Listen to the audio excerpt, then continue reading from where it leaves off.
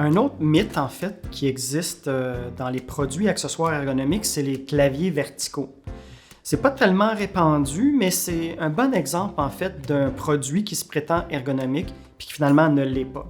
Les claviers verticaux, c'est issu de l'idée qu'on veut garder une posture neutre au niveau des poignets. Donc, on veut garder cette posture-là un peu, puis on travaille avec les touches là, à la verticale.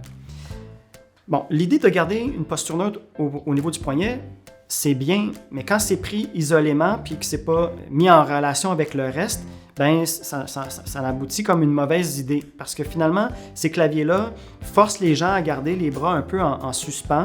Donc, on garde le poignet en position neutre, mais on a les épaules qui vont travailler. Donc, ça, c'est un inconvénient. Ensuite de ça, c'est difficile de voir ces touches. C'est pas tout le monde qui a son doigté. Les inventeurs de ces claviers-là savent ces contraintes-là, puis ils vont même jusqu'à concevoir des petits miroirs pour voir les touches sur les claviers.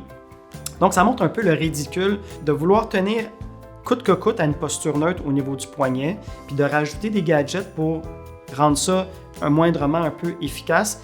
C'est un exemple d'une solution qui est unidimensionnelle, qui tient compte juste d'un aspect postural, qui ne tient pas compte, dans le fond, des autres aspects. Donc, une solution ergonomique, c'est une solution justement qui va assurer le confort, la sécurité puis l'efficacité au travail.